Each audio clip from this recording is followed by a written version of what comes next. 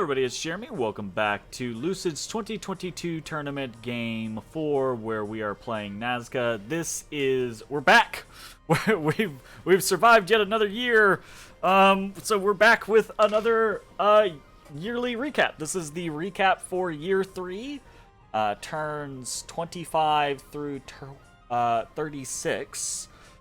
And we've seen really drastic changes, right? On the back of the victory against Agartha on turn 24 in our capital, we've managed to survive and kind of thrive-ish, question mark. So a lot of really interesting stuff has happened in the last 12 turns in this year. A lot of interesting developments, and just a lot of stuff, period, because as the game goes longer and as we've kind of acquired more territory, we've had more opportunities for things to happen, right? More battles to happen, more recruitment to happen, more events to happen, more research to happen, etc., etc. So, a lot of stuff continuing further, so I think we'll just go ahead and jump into this recap and kind of kick things off. So, I need to make notes. I gotta remember to make good notes as I go along this. I'm gonna do that. We're gonna kick things off first with our growth and economy section. So,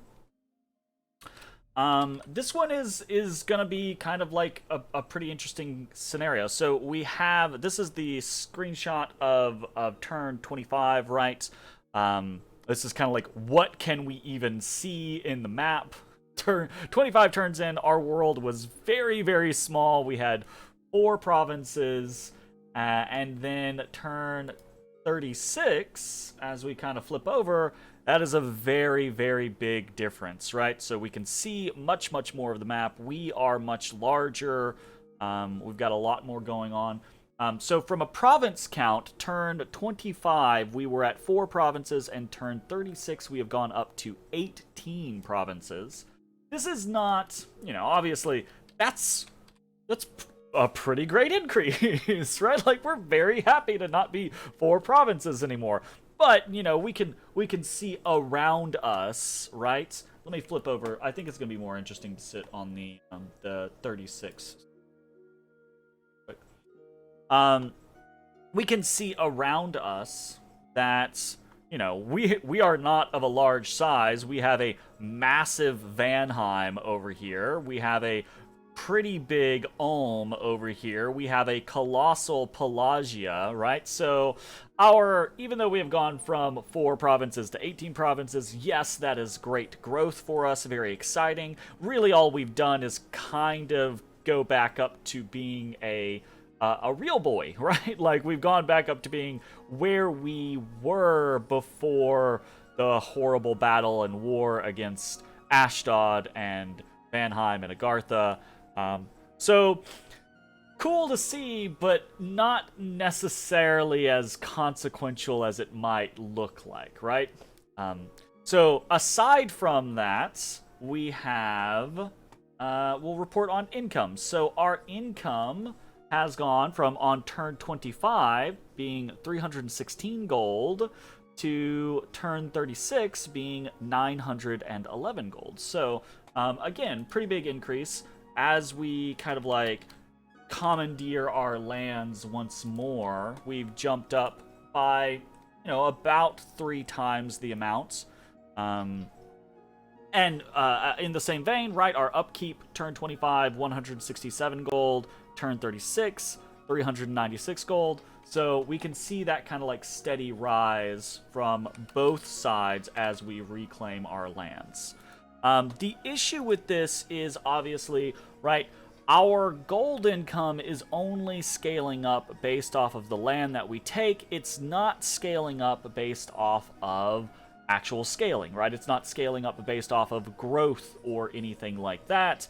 It is purely off the back of, hey, we took some land, we get some more money. Great.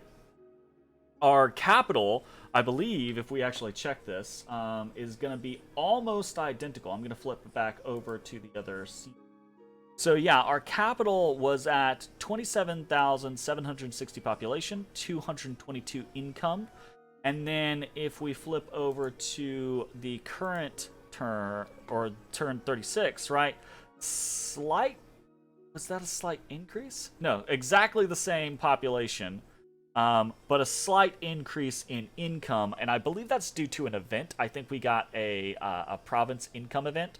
So 12 turns, a full year going by, and no real increase in the vast majority of our provinces, and that's a big deal from a scaling standpoint. So we are doing way better than we were, a year ago, but not to the point to where it's a good sign necessarily.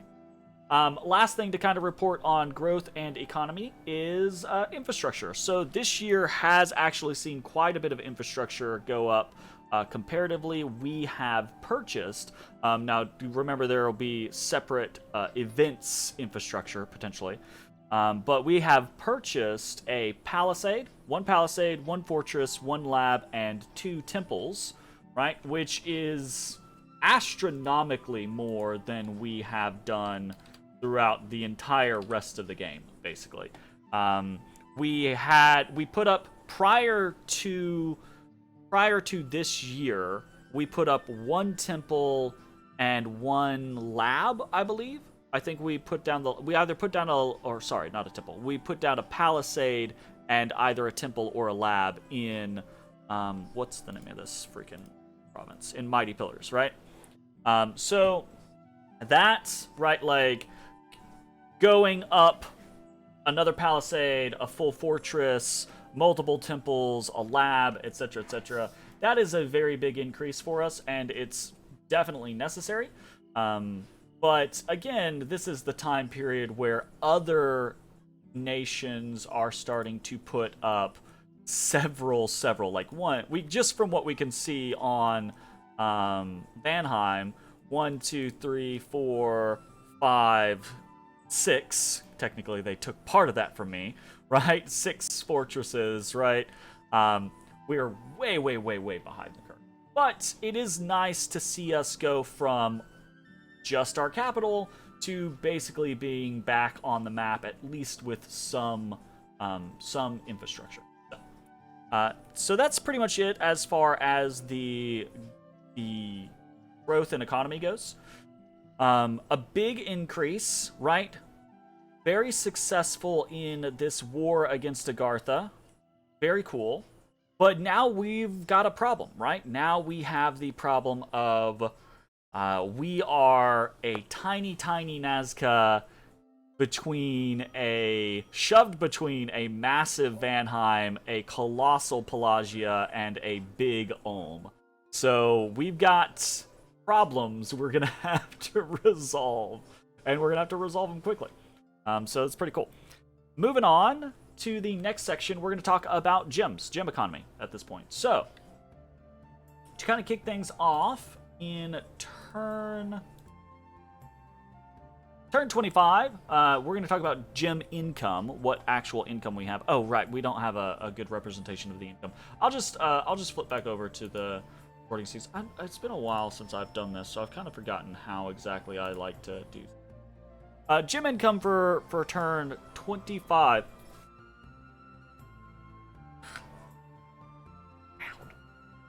What are you watching? Oh, is this guy coming to your gas station? Yeah? Oh no. That seems like bad news. Oh no. Alright, well, good luck. Sorry, I got distracted. Gem income for turn 25, right? So we started this year with fire 1, air 1, no water, 1 earth, 1 astral, 2 death, 0 nature, and 0 blood. And we have seen a pretty big growth. Some of this is due to site searching, and then some of it's due to just, going from 4 provinces to 18 provinces. But for turn 36, we have fire 2, air 3, water 0, earth 5, astral 6, death 5, nature 5, and blood 6. So we've seen a very big increase in our gem income across the board, which we are very excited about. So, kind of like to break that down a little bit. Because we have no real hope of scaling from a gold standpoint, right? We are that much more reliant on the idea of getting gem income scaling. And since we are kind of small, right, compared to where we would want to be, we're going to have to be way more focused on site searching and squeezing out every single ounce of gems that we can from the territory that we have, right? This year has been very good for us in that vein, just from grabbing more land and getting some of the sites that we already had back and claiming new sites from Agartha. We have not done as much site searching as we might have wanted to do this year, though I think we're probably going to be able to focus on that in year 4 quite a bit more. But we have gotten some done. As you can see, right, we actually have a pretty decent little earth, astral, and death income right now, nature income as well, that we can kind of make use of. Very happy about that. And surprisingly, we've got a little bit of a blood income because of the multiple slave markets that we found. So that's pretty interesting as well, right? We're pretty excited about that situation. Moving on from there, again, not sure how representative this is, but I think it's something that's interesting to report on. But having a gem bank, right? So gem bank for from turns 25 to 36, our gem bank has gone from 18 fire to 15 fire, 4 air to 1 air, 1 water to 9 water, 26 earth to 56 earth, 23 astral to 71 astral, 24 death to 56 death, 14 nature to 6 nature, and 0 blood to 48 blood. So kind of dissecting that, what we're seeing that we're doing a lot of is we're using all of our air for condors basically as soon as we get it, right? Almost never have any real amount of air. We're pretty consistently trading away our fire and our nature, right? And occasionally trading away our earth. But at the same time, we have enough of an income from earth, astral, and nature, as well as the, copious amounts that we get from events, that we're actually starting to build decent little banks in earth, astral, and nature. And that's pretty exciting. That could mean certain things kind of on our board. Earth, astral, not nature. Sorry, death. Did I say nature in that? Sorry. We're building decent banks of earth, astral, and death, not nature. And that's decently exciting because it does give us access to potential options, right? As we try to get back in the research game and we try to kind of leverage what some of our potential capabilities are going to be, we're looking towards things like riches from beneath to try to give us a little bit more of an economy than we have at the moment. Things like stellar focus, right? To be able to maximize the amount of astral pearls that we have, and maybe we really focus on becoming an astral nation. Death, being able to turn that into things like Well of Misery, and potentially have a fair amount of death income there, and be able to turn around and shovel out Supayas or immortals like Liches or Wraith Lords or things like that, right? And then with the astral, there's also the idea of a Huakas in there as well, right? So all of those are pretty interesting and important kind of ideas. We have specific breakpoints that we're looking at for there, but then there's also the scenario of early game, it can be somewhat difficult to utilize astral pearls, right, outside of alchemizing them, because there's not a lot of like early summons or rituals that you're like, yeah, I really want to use all my astral pearls for this. So we've got that kind of situation going on. We're building up a lot of these interesting banks. We're using a lot of the gems that are good or making us power at this moment, and this is all good, right? This is a good sign, because this is stuff that we couldn't really do in year 2. And we couldn't really do a whole lot of in year 1 either, because we just didn't have the gem income at that point.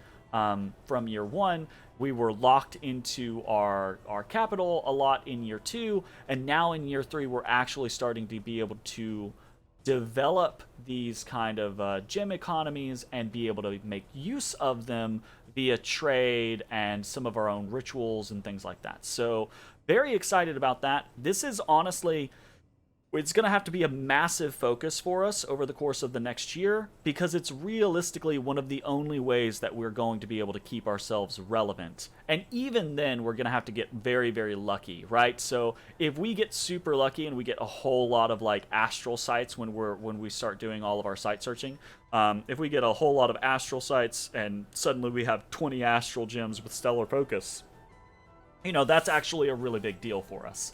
But if we don't get lucky, if we're sitting over here with like 8 death at the end of the day, or like 12 astral, it's like, okay, well, we can try to make some things happen, but it's probably not going to work out very well for us. So gem economy, I think, very, very, very interesting developments that we have kind of discovered as we kind of like move forward into turn 36. Moving on. We talked a little bit about kind of some of the things that we're aiming for. So let's talk about what we have been able to accomplish this year for research. So research has been better than any year prior, as one would hope, but nowhere near where we would want it to be, obviously. Oh, crap. You know what I didn't do? I keep meaning to do this. So let's jump back into this. I want to take a look at the score graphs real quick. So provinces, right? I love looking at this. This is turn 24, basically. Or actually, I think turn 24 is right around here, because we had broken out and taken a couple of provinces. But this is the massive climb that we had coming out, and I absolutely adore that. So we have, so this would be more for the, this would be more for the growth and income. Then we have some fortifications going up. Income actually kind of like trying to scale back up to where we were. This would be the gem income, where we've seen a great deal of an increase, right, over the last several turns, as we kind of like taken our land back, taken Agartha's land. And now we are moving into research, right? So we can see our curve kind of go up there.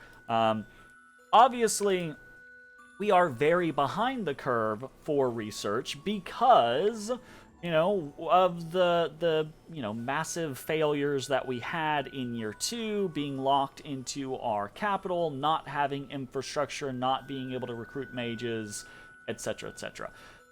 That being said, we are, making a lot of deals with Ulm, getting lightless lanterns, trying to get our research back in line and play catch up with a lot of our neighbors and things like that. So, research for the year, research that we've completed. We have completed Evocation 4, Evocation 5, Thaumaturgy 1, 2, and 3, and Enchantment 4.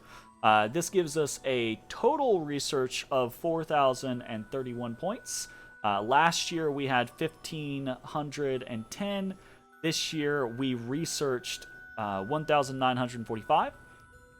And this is just kind of like a little thing that I thought to tack on there, but our research for turn 36 is 279 points. So it's kind of like this interesting kind of scale. The gap between this year's research and last year's research actually isn't as big, not nearly as big as last year's research and the gap between it and year 1's research, right? So we are being able to kind of like throw a lot of our weight at our research at the moment. It's gonna take us an extremely long time to play catch up because we had the awake researcher, right? We kind of had this very sharp, I think, spike of research over probably many of our opponents in the game, but I think I kind of like described that concept of like by turn 6 or 7, people were probably starting to catch up to our god's research, right? And then after that, we were basically producing no additional research, and everyone else would have been. So we would have had a sharp spike and then a very gradual slope upwards while everyone else was kind of like firing up. And now my assumption is, we look at our score graph for research. I would assume that we are probably, of the people that are still alive, Yis, Oceania, Agartha being almost out, Ashdod being almost out, that type of scenario. I would assume that all of the remaining competitors are probably at least double our research at this point. Which is a big deal, right? Because double our research is 8,000 points, meaning that other people are going to start having 6s, 7s, multiple 5s, that type of thing. Which means they're going to have way more tricks, way more capabilities in their arsenal, right? So take Vanheim for an example, because Vanheim's kind of like on that docket of us potentially fighting in the near future. Vanheim, I think we can expect to have Conjuration 5, Alt 6, or something like that, right? Probably like Evocation 4, maybe not 5. Probably Construction 4, I would assume. Enchantment 5. Thaumaturgy, maybe low on Thaumaturgy, probably a couple of levels of blood. And that means that they have way, way, way more tricks to bring to the table compared to what we have at this current point in time. The Alt 6 might be an early call. It kind of depends on whether or not Vanheim really has prioritized the idea of getting wooden warriors, but I would assume that they have it at this. So yeah, let's talk a little bit. We just talked really kind of like high level about all the things that we have done research wise, but let's talk very briefly about why we did what we did research wise. So why did we go for Evocation 5 rather than something like Conjuration 5 or even Enchantment 5, right? And the idea was, what are the issues that we're going to face at the start of the year? It's the start of year 3. We bested Agartha in a big battle and put them back on the ropes as they had to start fighting against Ulm.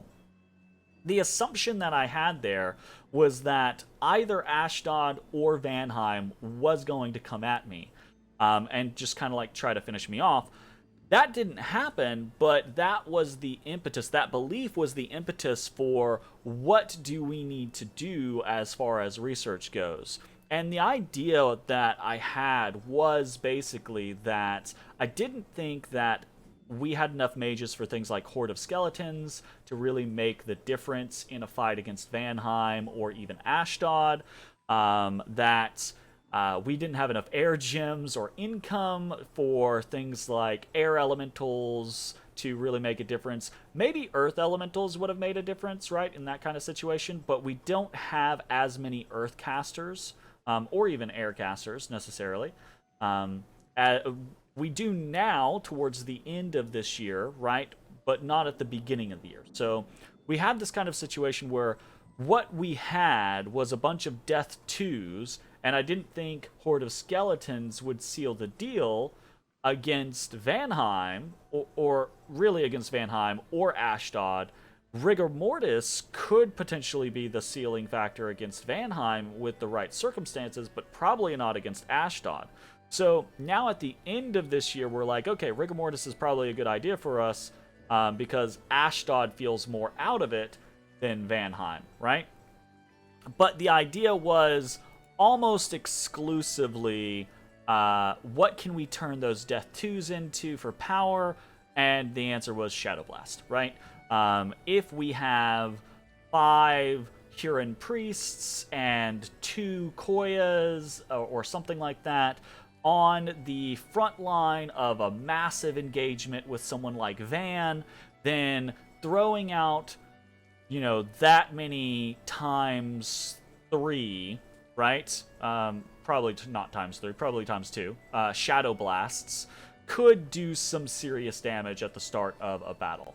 Not enough, I think, to potentially really win us the fight, but at that point, right, in turn 25, turn 26, turn 27, we weren't thinking about winning an engagement. We were still on that concept of how can we hurt whoever comes for us, right? How can we go down with a fight?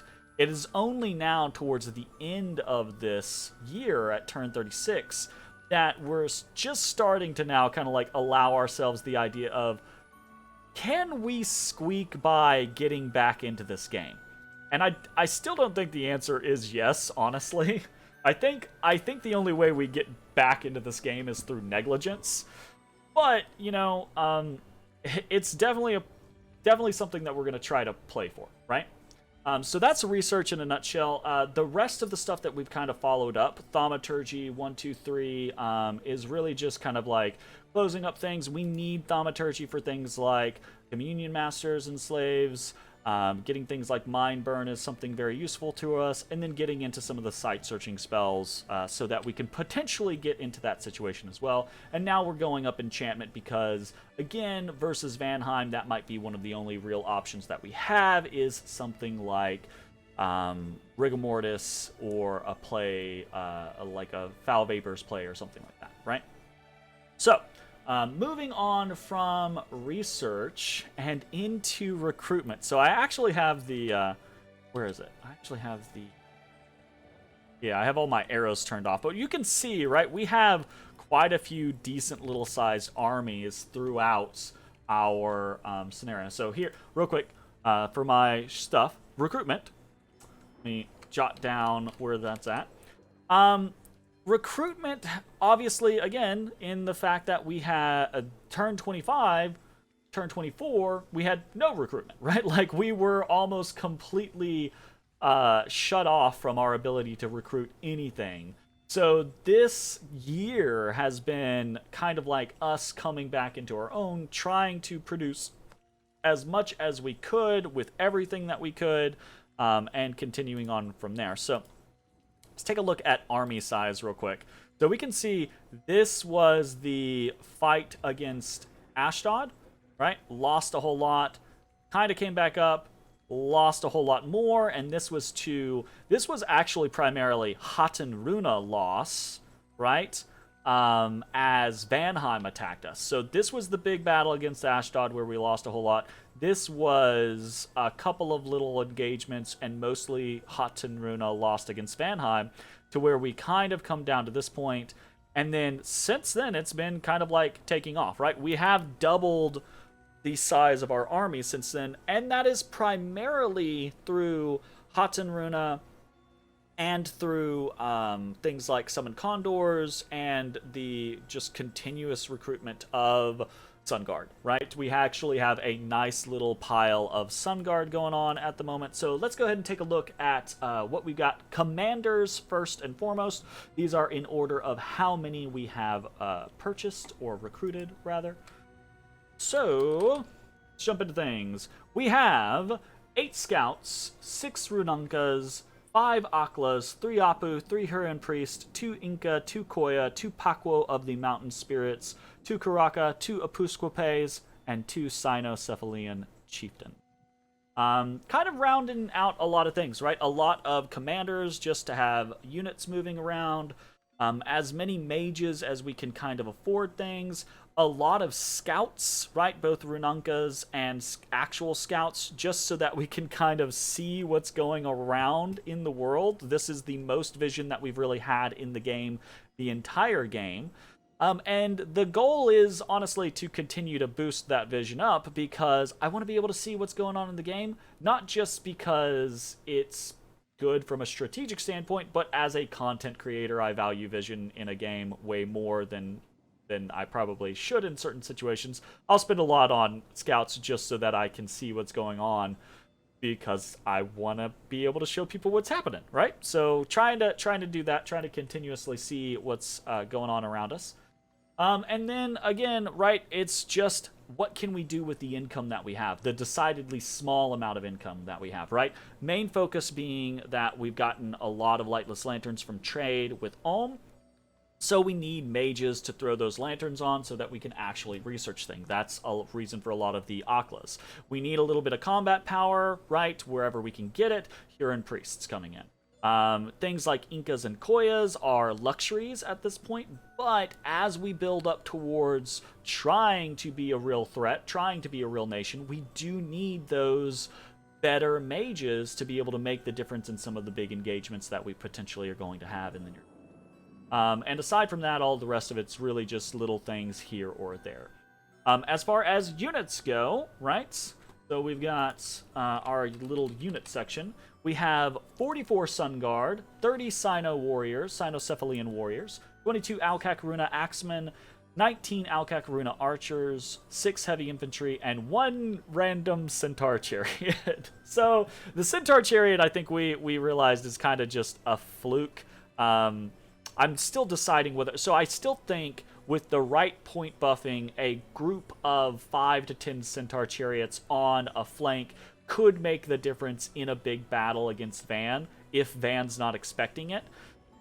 But I'm still undecided on whether or not we're actually going to be doing that. The issue being is that it's just, if we could recruit 5 of them in a single turn, yeah, sure, let's do it, right? But if we're doing 1 a turn and barely that, and it's 50 gold a pop, I don't know that we're going to really find that to be worthwhile, right? Sun Guard, I think we're probably going to recruit as many Sun Guard as we can every single turn that we can for the rest of the game until we're dead. Sun Guard, I think, are our best powers point at this current point in time, and also their insurance for the late game, right? If we actually do survive and we get further and further into things, the idea of undead and demons both start to become a bigger and bigger issue. And Sun Guard having a ×3 Sun Mace against undead and demons is actually a really big factor, right? So, one, they're sacred. They're going to take our bless. We're going to try, if we ever get any thrones, maybe we can augment that bless even further. We have the opportunity to do some pretty good things with these sacreds. So they're definitely going to be a main focus for us for the rest of the game. Everything else is kind of this supplemental chaff scenario of what can we get going, right? The Sino Warriors are going to die in the first engagement that we have with Van, most likely. But if we can get them in the right engagement, they are berserkers, right? They do hit relatively hard.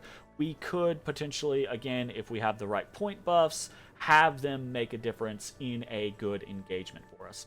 The Alcacaruna Axemen are really just a, hey, we need some more power to fight against Agartha. I don't think we're going to be producing any more of those. That's not really a useful thing for our gold, I think, right now. Way, way better for us to just save for either infrastructure or put it into mages, right?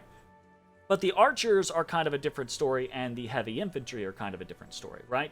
The Alcacaruna Axemen are just subpar versions of flyers that we drop in the back. But the heavy infantry, they are just generic indies, sure, but they are heavy infantry. They can take buffs fairly well and sit on a front line and just try to hold the line for our mage corps, right?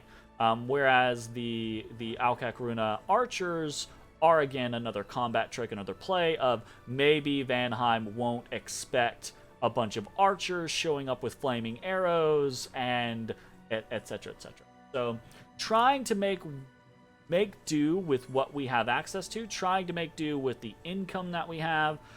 Overall, stretching really, really thin. And that's going to bring us to the next section, which is Nazcan-specific recruitment. Okay? So Nazcan-specific recruitment obviously is going to be nowhere near what we would prefer it to be at this point in the game, right? In a perfect world where we did not get coalitioned in the second year, where we were able to take a fight against Agartha on our own, and we were able to win, right?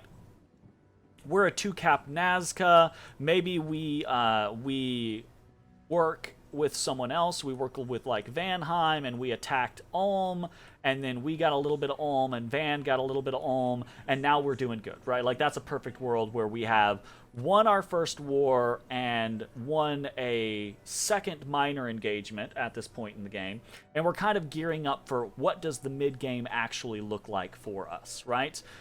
starting to look at what can we do, how many thrones do we control, what are our opportunities to actually win the game.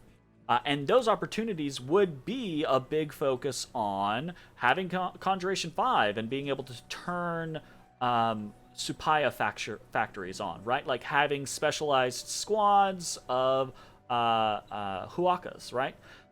Having a respectable research, amount, but also very specifically having Royal Malquis, right? We have a single Royal Malqui, and we have that Royal Malqui because we had an Inca die in the battle against Ashdod. That's the only reason we have a Royal Malqui. We have not been able to afford to buy a Royal Malqui, except for like one turn where we had a massive gold event. We've never been able to buy a Royal Malqui. And even in that particular instance, it was like, okay, I can get a single Royal Malqui, or I can put up infrastructure and continue recruiting things this turn, right? So, it's there is an argument to be made that once we came out of our capital against Agartha, we should never have spent any money on anything that wasn't a Royal Malqui. And if that was the case, at this point we might have 6 or 7 Royal Malquis, which could be producing that many times 2 Supayas every turn, basically, right? Which could be a big deal, right? Like that absolutely could be a big difference maker. Getting 12 Supayas in a turn, right? Versus getting, twice that number over the course of a year is a big deal. But we didn't make that decision. We went with generalized units and power and things like that, infrastructure. So that might come back to bite us in the ass. So what we do have from a Nazcan recruitment standpoint is Haten Runa. So Haten Runa, we have 357 Haten Runa captured, which is a pretty big deal, obviously, right? Now, Haten Runa are really just siege chaff, patrol chaff, etc., etc. But, they are very good at that. And at the end of the day, if you get them all the way to the end of the game, turn 70, turn 80, what have you, right? And you have all of these buffs on them, right? Like, you have them led by a really good commander so that their morale is sitting around, 14 or 15, right? With item buffs, or that type of scenario, right? You have things like Army of Gold up. You have things like Rush of Strength up. Where you have Fog Warriors up, etc., right? They're still not great, right? But they're still flyers at that point, and they're still extremely cheap flyers that will crack a fort fairly quickly. Like, 2 siege strength for every one of these that's a lot of siege strength, right? Just hanging out for almost free, considering these things are 2 gold per year, right? So the 357 Haten Runa that we have captured over the course of this past year are not exactly super useful for us right now. We've used them in a couple of engagements with Agartha. A lot of deaths, really, honestly, is mostly what's been resulted from right there. But they are an investment for the future, right? The idea of eventually we could maybe get our lands patrolled, right? Or we can use them in raiding engagements against Van, which will force Van to say, okay, I can take this out with the Cloud Trapeze Thug very easily, but that means I have to invest that Thug to do that, which means you're not investing that Thug or those air gems to do something else, like Cloud Trapezing onto an army or onto, what have you, onto a fortification or something like that. So, we haven't really seen a lot of use from them yet. We might not see a lot of use from them in the foreseeable future. We're going to continue to produce, cross our fingers. Next up is Supaya. Supaya are actually the thing that could do a lot for us, and that goes back to that conversation of, maybe it would have been a better plan to just do Royal Malquis, and at this point I could have, 12, 14 Supaya generated every single turn, and then what can I turn that into? That could be a big deal. Instead, we have animated 24 Supayas over the course of the year, and that's at 2 a pop from our prophet Calypso, who has been producing Supayas for us every single turn, except for the turns that our capital was locked up, since like turn 7 or something like that, right? So 24 Supayas is still a useful amount of Supayas. We saw that, right, in the engagement with that Vanadrot in Underhome, right? Very useful still, very happy to have them, but nowhere near the number that we wish we would be at. At this point in the game, absolutely wish that we would be closer to that 10 or so Supayas being generated every single turn. If we had good research and everything like that, preferably what we would have is we'd have Construction 4 for Huaka headdresses, and we have Conjuration 5 so that we could be doing things like summon Supayas every other turn or something like that, right? And that would actually be a big boon to us as well. But that's not on the docket at the moment. I will say, strikingly, that you can see, we did not have any deaths where it in the case of mummified mages, or even Apus, right? So no Malquis, no Malqui priests or priestesses, obviously no royal Malquis in this year, which is a good and a bad thing, right? It is a good thing that we aren't suffering extreme losses, but those losses do turn into power points for Nazca, right? Like, losing a couple of Huron priests and getting some Malqui priests isn't actually that bad of a thing, right? Those Malqui priests could be pretty useful for us. They are high in upkeep, higher in upkeep than the Huron priests are, but they're also expensive from a gold cost, right? So, it's almost kind of the concept of maybe we should play a little fast and loose with some of our Huron priests so that we can get some Malqui priests out of this. The Royal Malqui kind of concept is a little more sketchy in that kind of situation. So, moving on, we've got Nazca summoning rituals. This is kind of where we've got a power spike, right? As you can see, we see a bunch of Condors, right? We have done 9 summon Condors for a total of 145 Condors over the course of this past year. So, of the 12 turns, 9 turns our god has spent summoning Condors, and he's gonna do it again, right?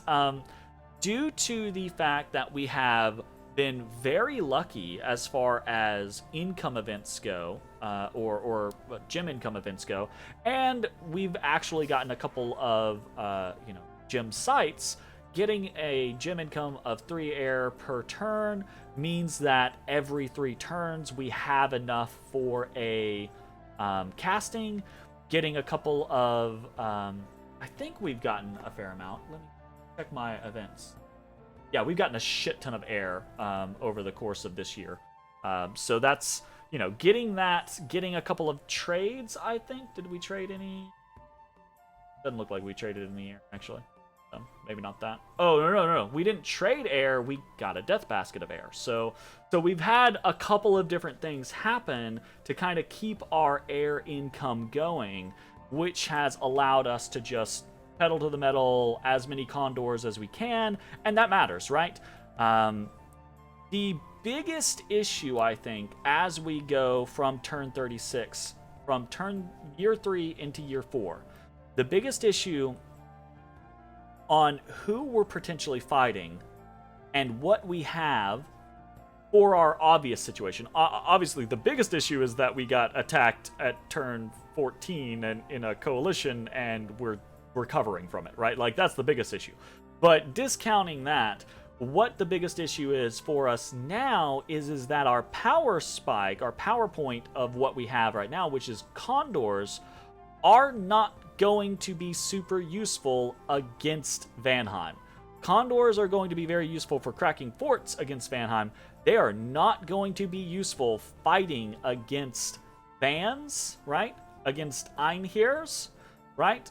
And if Van is anywhere near Fog Warriors, they are dead, right? Like our condors are all dead specifically because we did not take magic weapons, we took Twist Fate, right? So Twist Fate helps us survive the charge, right? The drop, by absorbing the first hits and then allowing us to attack freely.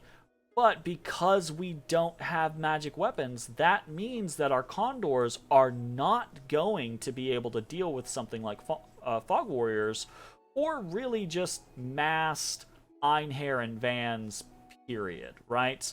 Or I say massed. What I mean, sorry, circle that back. That was a bad thought. Not going to be able to deal with Fog Warriors in a battle, and not going to be able to deal with thugs, right? Like Van Jarls or things like that doing Mist Form. A single well-equipped Van Jarl doing Mist Form with a Vine Shield could take out 200 Condors and not give a shit, right? Especially if he had like a Ring of Regeneration on him or something like that. Like, it is a PowerPoint for us, but it is a PowerPoint only against certain people, and Van is not that person, right? Like, Van is the worst matchup for what we have at this point, right? If it was a different situation, if again, obviously, right, like the perfect scenario of if we had done well in the early game and we were producing a bunch of Supayas, 200 Supayas absolutely could do work against Van, right? 50 Huacas could absolutely do work against Van. Our Sun Guard, right, can do some work against Van. But our Condors, not at all. Like, our Condors we could send I'm confident in that. We could send 200 Condors against a single Van Jarl with Mist Form and the right kit, and those Condors would do nothing, right? We would have to be extremely lucky for a big roll to go off and pop that Mist Form and actually do something about it. So that's kind of an issue. It's fun to say that we have this power spike. It's fun to be like, yes, 9 Condor castings in 12 turns is pretty good. But at the same time, that's a lot of air gems, right? 9 times 9 is a 1. That's not right. Is that right? That should not. Yeah, that should be right. Doing math in my head, of course, has not been my strong suit for... Yeah, no. Why'd I doubt myself? My goodness. Moving on. That's a lot of air gems, right? 81 air gems? Holy shit. Like, that is a crazy... No, that can't be right. No, that's right, right? Like, it's 9 air gems, isn't it? Yeah, it's 9 air gems. 9 castings of 9 air gems is... Hot damn. That is a lot of air... How did we... What? How did we afford that? I feel like I gotta do math in my head now. 12 times 3, 36, plus like 15, plus like 14. 65. Did I count this right? That makes sense. I mean, I guess it makes sense because we've got, we've got 81 here. We've got 38 here. We've got another, 15 there. We've lost a couple here or there. Yeah, the numbers add up. My brain is not computing the idea that we've spent 81 air gems. That's so many gems.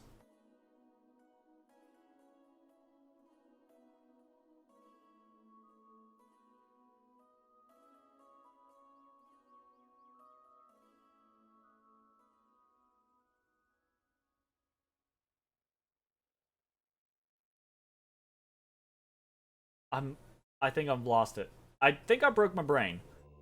Because I don't see, where did those gems come? How big of a pool did we have to start with? We only had 4 air gems at the start of this year. So even if we assume that we had the 3 income, right, like the whole year, that's 12 times 3 plus the 4 plus I think it was 13 that we got from events plus 15 that we got from a death basket. That's only 68.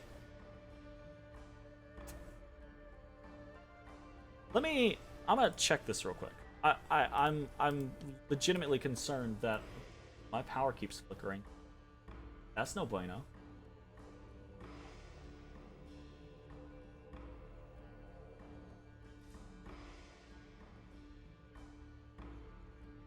Save that while I can. I'm gonna check my turn files real quick. I have all this stuff saved. It's pretty simple. So none there, none there. 1, 2, 3, 4, 5, 6,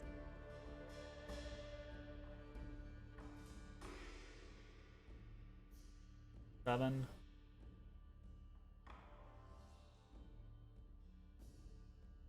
8. I actually have it as 8.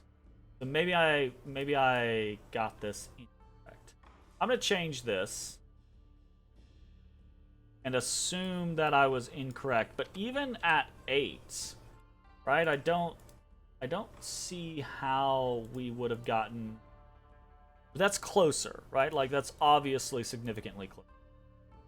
But IDK, I feel like my notes are slightly incorrect. I feel like it's more likely that we did 7 castings instead of 8 castings. But this has all been a very new experience for. I'm gonna make an excuse now.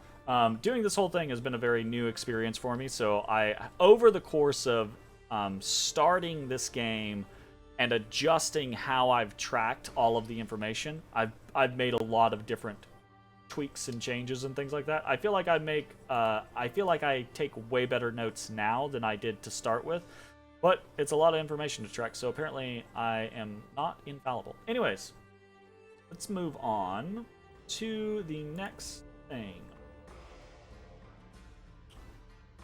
Next up is actually going to be site-specific or special recruits. And this is kind of like a miscellaneous recruitment section. So very simply in here, we just have 15 wolves, right? This is just something I want to make sure that I report on other things. Aside from that, we also have mercenaries. We recruited the snake charmers this year. I didn't really do much with them. They kind of just, I got, I think, 2 provinces against Agartha, and then I was like, yeah, I'm not paying for you anymore. So this stuff is relatively low consequence, but it could end up making a difference eventually, right? Like the right mercenaries at the right time, the right site-specific things. Like so far, I don't really have any sites that give me super awesome recruitments or like free spawn generation or things like that. We could find something. It could become a very big deal. We'll see how it goes. So. Anyways, that is that. Let's move on to some of the more interesting sections here. Battles. So, we have had a lot of battles over the course of this year. We're just going to go down the list and then we'll talk about specific stuff. We had the war versus the Indies, right? So, this is, continued throughout all of existence. But we had 2 wins, 0 losses, and 2 pings, right? Mostly just poking around at thrones and taking things back from the Agarthan invasion. We had the war against Ashdod. So this is actually just a minor altercation. The only thing that we have really done against Ashdod was we attacked for our northern province just to the north of our capital, right? So we have 1 win, 0 losses, and 0 pings against Ashdod. We have war versus Vanheim, okay? And that is 2 wins, 1 loss, and 0 pings. This is also mostly just taking things back, right? Taking things back from Vanheim. We initially got thrown out of Bara, and then talked to Van and were able to take it from them. And then this was actually the battle at Underhome, a big win for us where our Supayas killed a Vanadrot. So pretty interesting stuff. Pretty cool. We have the War versus Yis. That is 54 versus... 54 versus... My god, my bird. That is 2 wins, 1 loss, and 0 pings. Again, this is just us taking our coastline back from Yes. Following that up, we have the war with Pelagia. Right? And that is the exact same thing. 1 win, 0 losses, 0 pings, taking our coastline. Intentionally trying to take our coastline back from Yis as Yis is dying to Pelagia, and then bumping with Pelagia and very, very fortunately winning that engagement. We have War versus Ulm, which isn't actually War versus Ulm, but we're going to report it. We had 1 win, 1 loss, 0 pings, and this is just us tracking through each other's territory in the war against Agartha, right? We have the big one, War versus Agartha, and this is where all the action really was this year. And that is 18 wins, 7 losses, and 0 pings. I actually really enjoy strategically pinging people, but I just have not had the scouts or the amount to really be able to dedicate to that kind of like engagement. So we really didn't do any pings against Agartha. It was all or nothing every single engagement, basically. So a lot of wins, obviously. A lot of those are going to just be raiding scenarios back and forth. But we did have a couple of larger engagements with Agartha. Nothing as big as the end of year 2. But this is going to be the biggest win versus Agartha right here.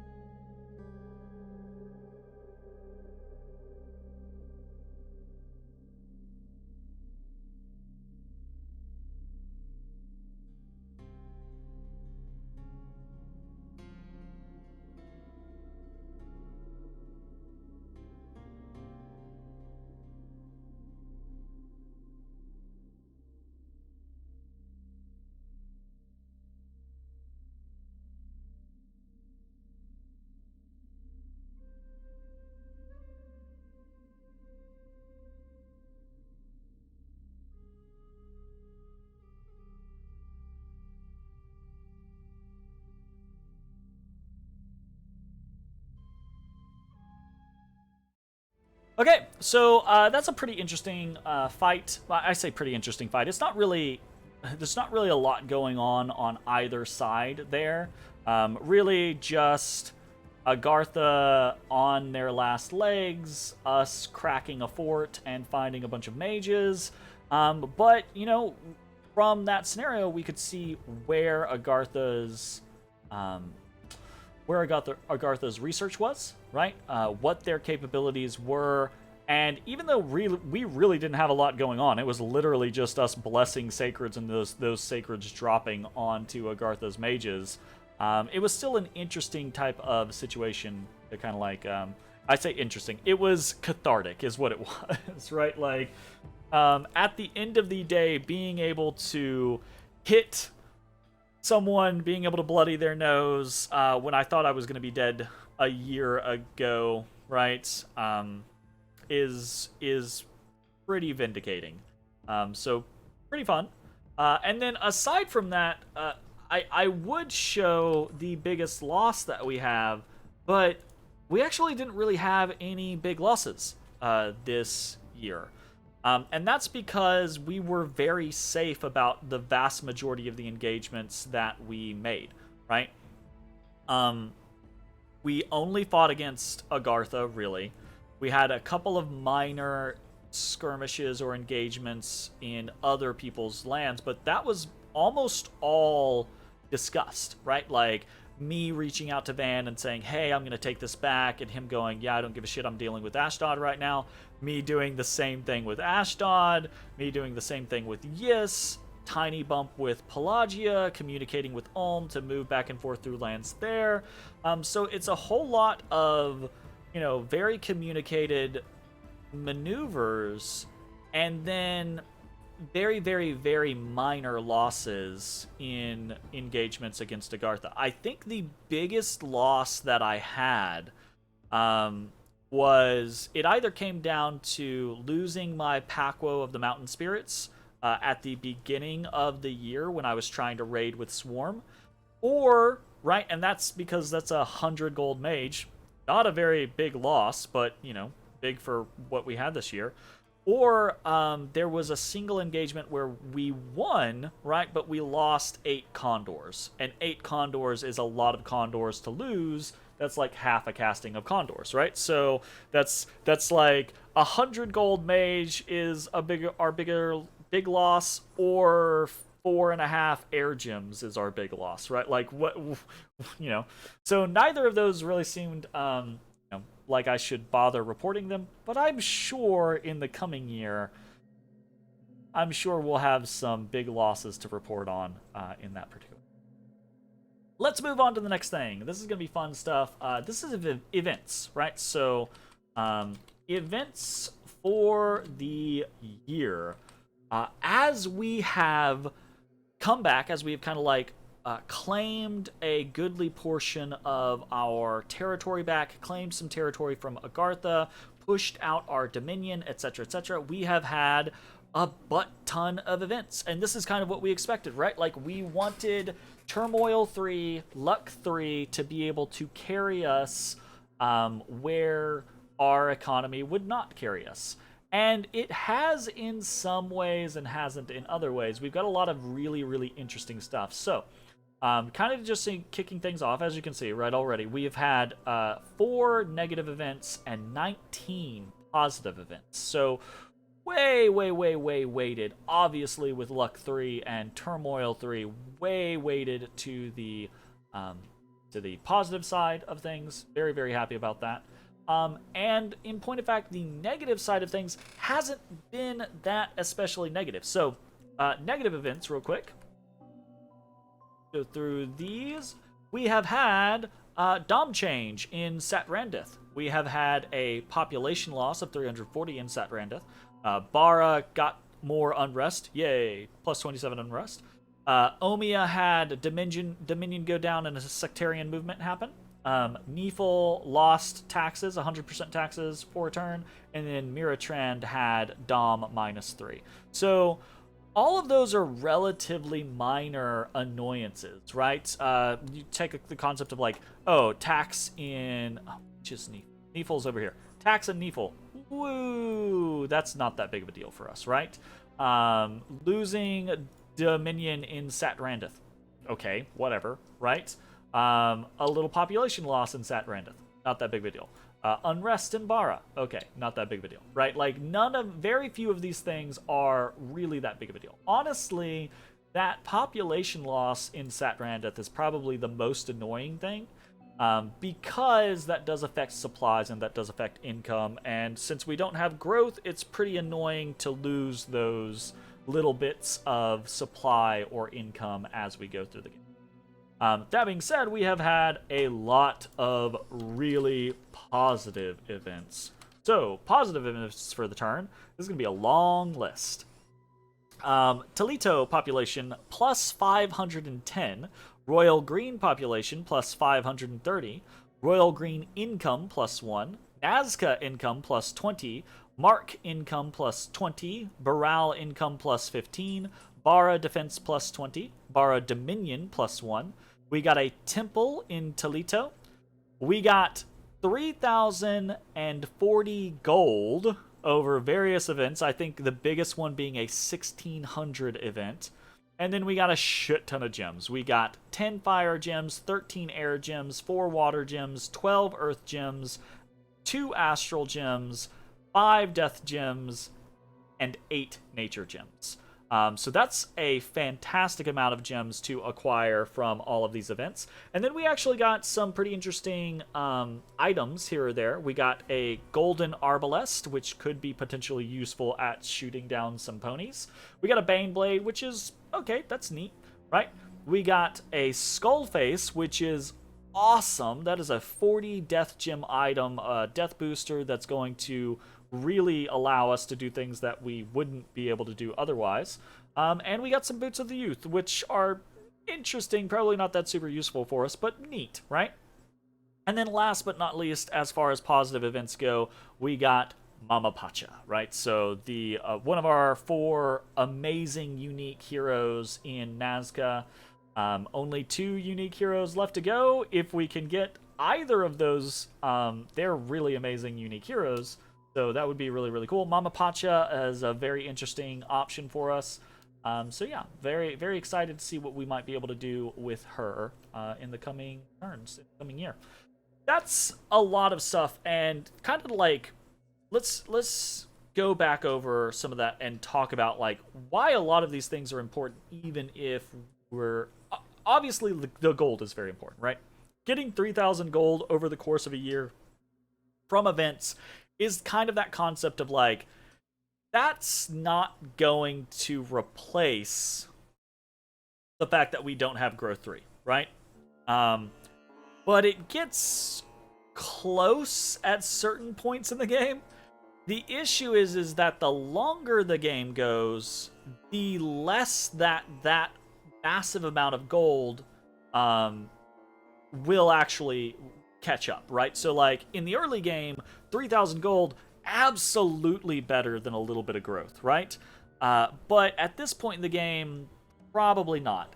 Next year, definitely not. Year after that, absolutely not, right? Like, so the longer and longer we go without growth scales, the more likely that the gold generated by our luck is not going to keep up.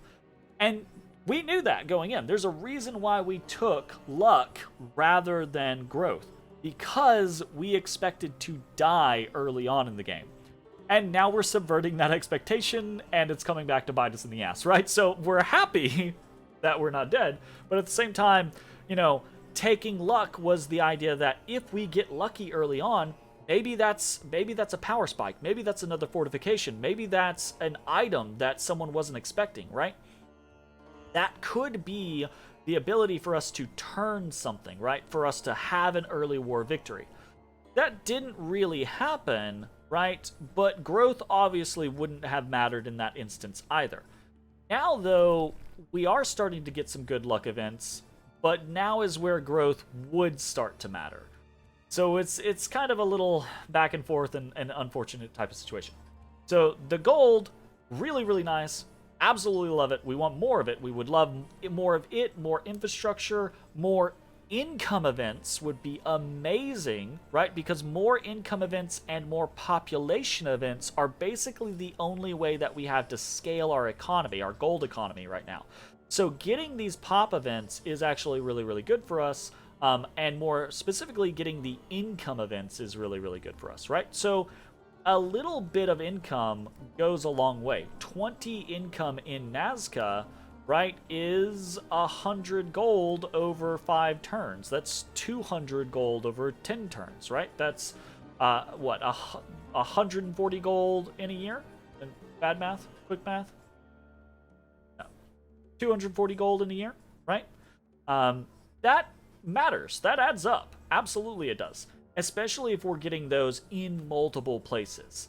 So hopefully we will continue to see that as we kind of right now we're kind of in this instance where you see it's the proper thing. There it is. You can see our Dominion isn't actually pushed into all of our territory. We kind of need to start pushing more of our Dominion to be able. A lot of this is still a Garthan Dominion, so the hope is when Agartha fully dies, right? All of their candles are just gonna go, right? Ulm's already trying to preach out all of, maybe not preach out, but trying to push out all of those candles, etc., etc. So hopefully we're gonna get our Dominion in a lot of our lands faster, or fast here in the near future, so that we can get Luck 3 going in all of our territories. And trying to make some stuff off of that. Because moving away from the gold economy, right, and into the gem economy, we are doing a lot of really good stuff like that. Like, we've got... What is that? Here, let's just add it up real quick. 10 fire, 13 air, 4 water, 12 earth, 2 astral, 5 death, and 8 nature is 54 additional gems over the course of this year. How many gems do we have from actual income? We have 2 fire, 3 air, 5 earth, 6 astral, 5 death, and 5 nature. So we have 26 income. So we basically got 2 turns worth of income out of just events, which is pretty decent, right? Like, we're very, especially considering, right, like, our gym economy is probably more important to us than our actual economy is. That's going to be a very big deal, right? So hopefully as we push more of our Dominion, we'll get more and more of those events, get to the point where we're getting 60, 70 gems in a year, and that can really supplement what we're actually trying to accomplish. And then just getting nice items and units is cool, right? Very excited about that. So we talked a lot about events. Let's move on to some of the other things. Just jumping through real quick. Rituals. So not a lot to discuss in this particular instance. Hopefully in the next year we will have more to discuss here. We're not counting rituals like Summon Condors, because those are covered in the Nazcan recruit sections. So all we really have for this year is some site searching. So we have site searching, 2 Dark Knowledge, and 5 Horror Specs. So the idea being is as long as we don't get just murked by Vanheim in the coming year, we're probably going to be doing a shit ton of site searching over the course of the next 12 turns. Because gem economy is incredibly important for us. It's one of the only things that's going to get us back in the game. So we're probably going to be site searching to high heaven over the course of the next year. And then probably doing as much as we can as far as other potential rituals, power rituals for us. But I don't know really what those are going to be. They're going to kind of be... just situational stuff as we kind of come across them. And that's really as far all we have as far as like rituals go. Excepting that I think I'm going to put this here. We're going to put globals up here. So globals, we didn't have a global for the year, but the first global has now gone up. So globals, right? Vanheim has put up Mother Oak. I'm expecting to see over the course of the next year, we want to put up a global, right? We're going to try to probably put up Riches from Beneath or something like that, right? Maybe Stellar Focus, something, right? But I would assume that we're going to start seeing several other globals start going up. I would assume that we're going to see something like Galegate or Eternal Pyre in the very near future. Probably something like Earthblood Deepwell. Maybe something like Riches from Beneath. Someone will probably stag that before I can get around to it. Something like Stellar Focus. A lot of these base gem income ones I would expect to see go up in the next year. But we'll just have to see how that kind of goes. Honestly, the thing is, there's been a lot of fighting in this game, right? Like, everyone has been engaged in wars, right? There has not been a single individual that is just sitting at peace. Arcoscephale has been fighting Vanarus. Nabah has been fighting Jotunheim. Vanheim fighting against Ashdod. Pelagia fighting against both Yis and Oceania. Agartha. Me, the war. No, I'm just joking. So it's turned into the situation of no one has just been sitting, having a relaxing time researching. And I think a lot of people are using gems, like actively burning gems to get through things. So I think a lot of what we've seen, this feels like a slow global game so far, right? Like, year 3, Mother Oak 1 is pretty slow. And the fact that we haven't seen something else go up seems a little interesting. But I think we're going to see things... I think we're going to see the whole global inventory fill up in the next year, basically. So we'll see how that goes. Next up, want to talk about special sites. So this is a pretty interesting one. I want to... Actually... I want to kind of reorganize this real quick so that it makes a little sense. I want to put like all the mines and things like that together.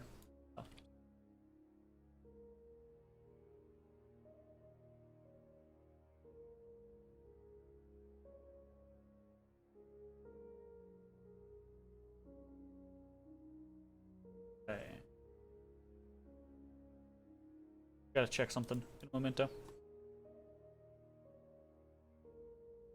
I never thought when I came up with this idea initially, it was never a scenario in my brain where I was going to be like, oh, this is going to be so much work. But this absolutely has turned into so much work. Doing one of these recaps is like almost a half a day event. And that's with all of the prep work and all of the note taking and everything like that goes along the whole time. Like, it's been crazy. I really enjoy it, and I think it's really cool. But I did not realize how much work it would be going in. Oh, my goodness. Anyways, so yes, my notes are correct. Special sites. I'm putting up the list. We have found, through either site searching or just conquering territory, we have found 2 Hoburg settlements, a gold mine, a great silver mine, 2 slave markets. We've found lizard shamans, right? We've found a turtle village. We found a rune of air, a gateward valley, witch recruits, and a nature range +2 location. What was that? What's the nature range +2 location? Is that the hidden forest? No, that is the thorn, right? No.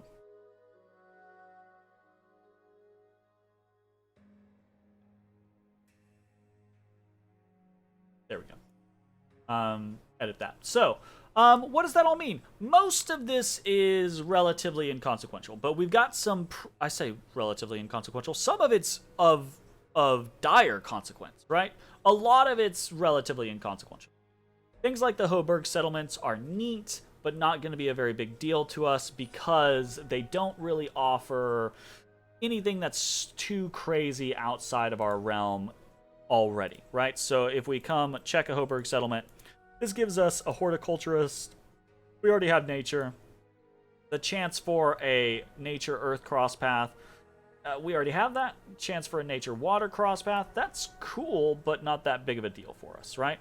And then the Hoburg militia, not really anything. The kind of the biggest thing to come out of these Hoburg settlements is the fact that they promote growth. So we actually do have 2 locations that even in our dominion will be pushing growth. And this could be very, very important for our scaling into the later game, which is a little depressing. So there's that, right? The gold mines, the silver mines, right? Very big for us because that is a point to where we're actually making money. If we find, especially if we go for riches from beneath, if we find more mines, that is crucial to us scaling an economy, right? Slave markets, really big deal. Getting 6 blood per turn is this passive generation into a blood economy. We could, and I've been thinking about it, I've been really thinking about it, we could switch gears and just start researching in blood and try to get up to vampires, blood 7, as quickly as possible. It only takes 1 vampire, right? Throw them into a province, start blood hunting. Suddenly you're getting, 10 or so blood slaves a turn on top of that. 4 or 5 more turns later, you're getting another vampire. And after about 10 to 15 turns of that, you suddenly have an actual blood economy, right? Where you've got 10 or so vampires online, blood hunting, and continuously generating, 50 to 100 blood slaves every single turn. That's a big deal. That's a very, very big deal. This helps give us a different threat vector. The only issue is we're so behind on research, I don't know that we can go for it. If we decided to try to go for blood right now, blood 7, it would take us a solid, oh goodness, it would take us a solid 12 turns, I think, to get to it. If that, it might take longer. It might be closer to 15, and that is a big, big, big deal, right? That would take us an excruciatingly long time. We could be very well dead in 12 turns from Vanheim.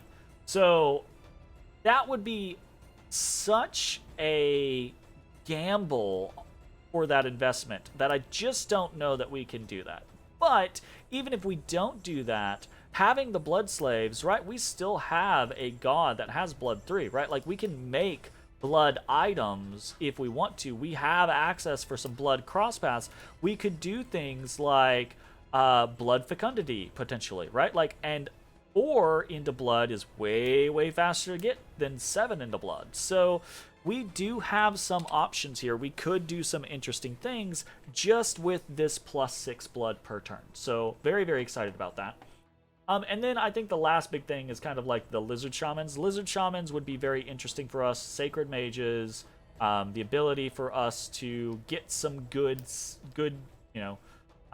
research mages generated, have some more communion options. That would be pretty cool.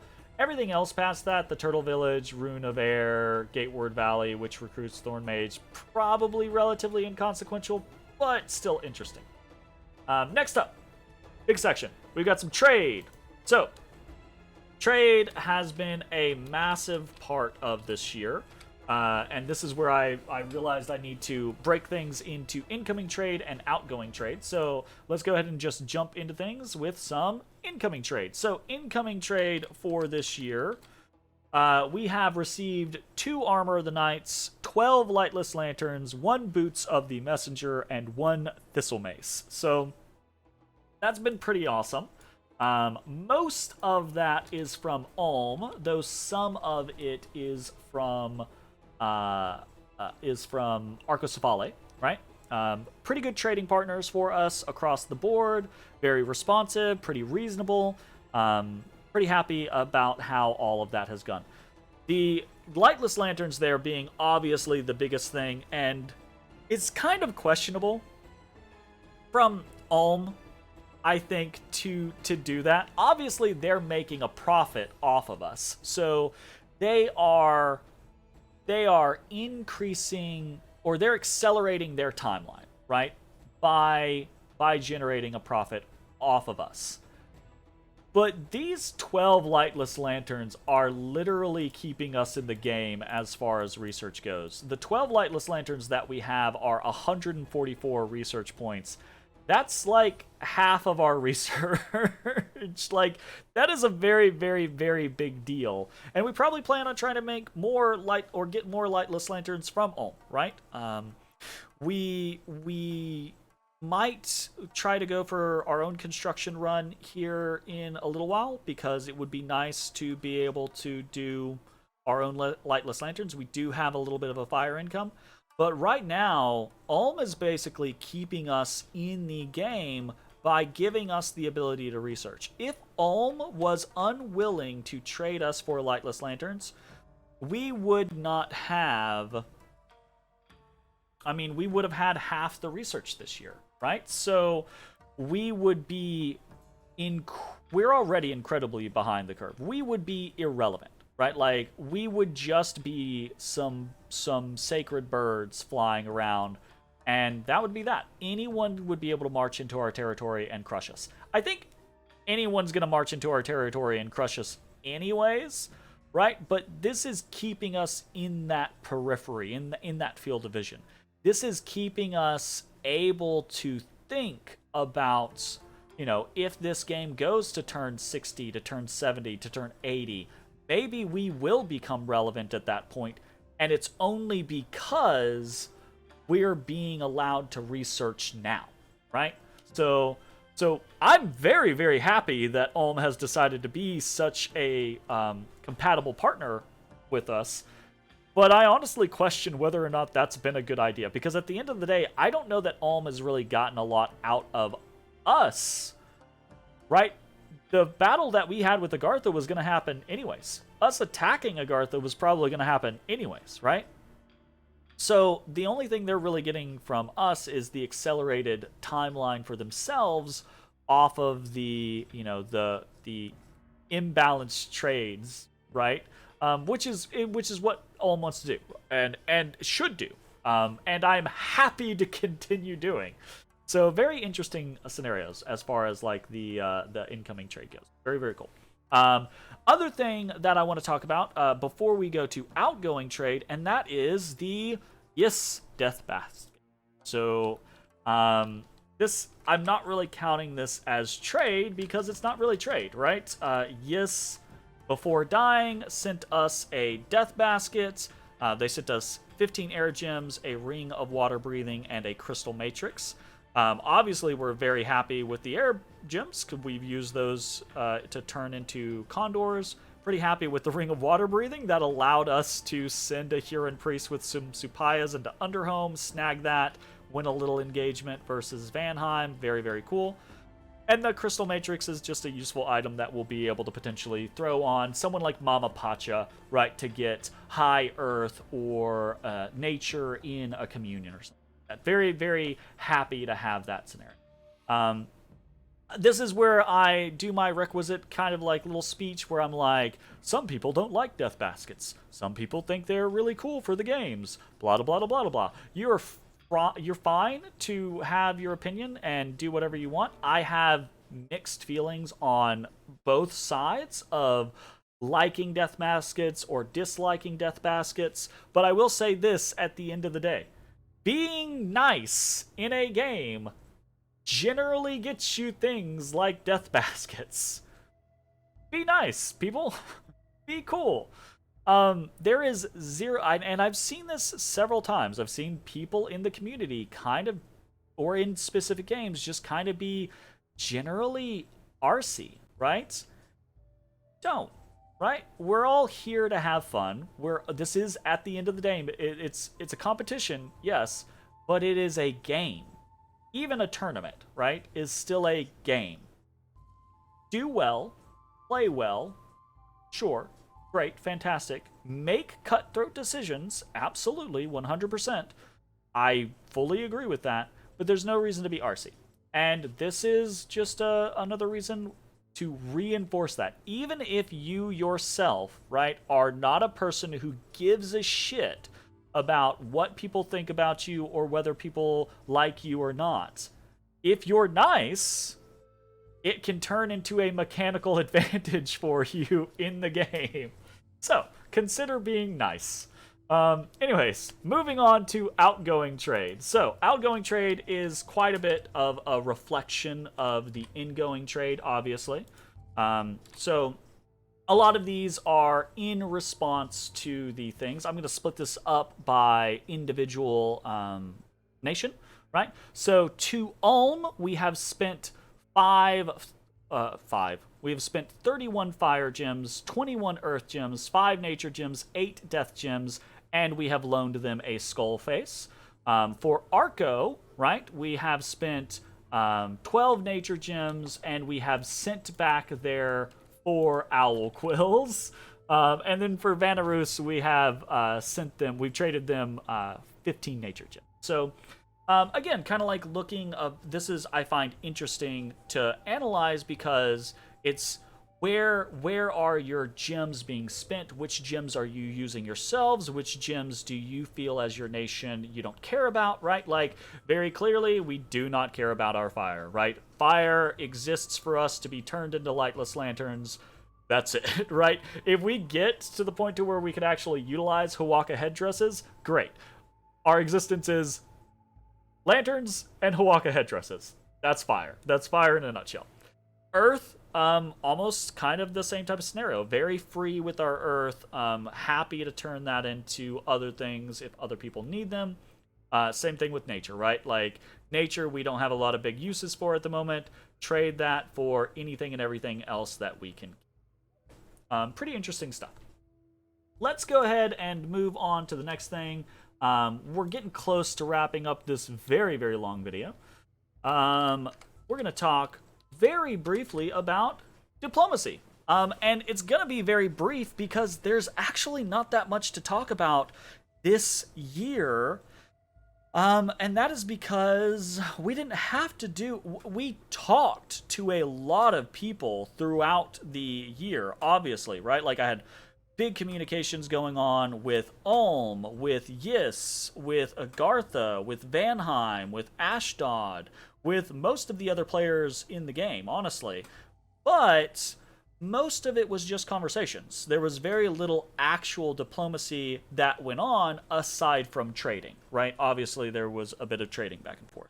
There was some attempted diplomacy from the Agarthan side. Agartha did try to kind of like, not buy me off, but like piece me out, right? And I told Agartha very straight up, it was a scenario of like, look, I have nothing. My only opportunity is kill you and hope that Vanheim, Ashdod, or Ulm do not kill me, right? There is no other out. If I don't fight you, that just means either fighting Ulm after they kill you, fighting Pelagia, or fighting Van or Ashdod, which I already failed to do anyways, right? So, Agartha did attempt to try some diplomacy, but it was one of those scenarios of like, there is no other... there is nothing that Agartha could promise me, aside from like half their land, right? That would have worked. They... buying me off with like, oh, we'll give you 2,000 gold. That means nothing to me, right? Like, that means nothing to me. The only thing that could matter is me getting like half of their land and being able to, and that's what I ended up with, right? Was the war was for half of their land, basically. So there was that, and then aside from that, right, the Ulmish alliance continues. Nothing really like changing or being set in stone or anything there. I think we did set up like a nap 3, so I might as well put that on here. So Ulm, we have a nap 3 with. And then the other thing is we got a nap 3 with Vanheim, right? So during the course of this year, as Vanheim engaged in the war against Ashdod, and it became clear that Ulm and I were going to win against Agartha, Van and I established a nap, right? And it's just a nap 3, very simple situation. But it's very likely that nap is about to be ending, right? Because I have a strong alliance with Ulm, And the only other person I border that I could actually do anything with is Vanheim. Pelagia I cannot touch at the moment, and the next logical step for both Ulm and I is looking at Van, right? We both have big borders with Vanheim, and Ulm's at a power point, right? Ulm's at a power point, and they don't have any other really good prospects. They could go westward to try to attack Arcocephale, I guess, or they could go south against Jotunheim. Why do that when we could get Jotunheim to attack Vanheim with us, right? So, have a nap with Ulm, have a nap with Vanheim. I'm expecting I'm not going to have a nap with Vanheim for very long. So, that's kind of the situation as far as diplomacy goes. And nothing really else to report, right? No, like, big back alley deals or anything like that. No crazy stuff going on. Yeah. So, last thing to really talk about is defeat. Nations defeated. So, this year sees the first nations knocked out of the game, and they're both underwater nations. Yis vanquished and Oceania vanquished. Agartha very close to being vanquished, but not quite there. You know what? This is kind of funny. I reported that. Yeah, I reported that this might be a contender for other biggest... Oh, this is the one where I lost 8 condors. I was going to say, this might be a contender for the other biggest win against Agartha. This is definitely more people, right?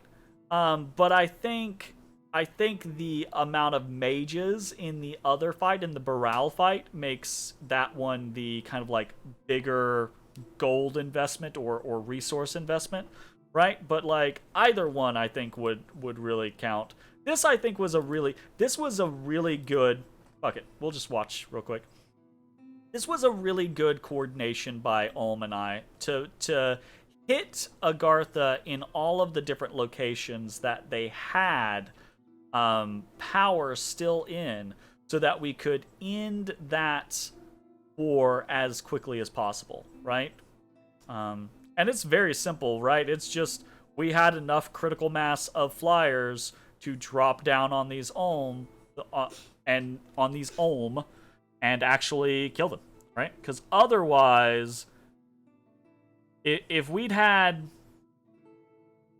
half the amount of condors, this might not have been a victory for us. Anyways, so yeah, we have Pretenders of the Throne, Oceania, Typhon, Echidna's Royal Simp. And we could have banned this. But we didn't ban Pelagia, so, Oceania and Yis defeated. Agartha, very close to being defeated. Ashdod, very close to being defeated. And somehow, some way, when a year and a half ago, it looked like we were going to be the first out. We are not. And it seems unlikely.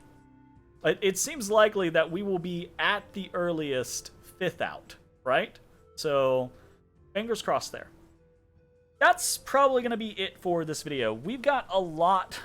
This is a very, very, very long video. I apologize. Like I said, though, at the beginning, there's a lot of stuff that has happened comparatively, right? The first year of every game is typically very simple. It's just expansion, right? So there's not nearly as much in-depth stuff happening. Not as much recruitment. Not as many events. Not as much trade. Not as many... engagements or diplomacy or things like that, right?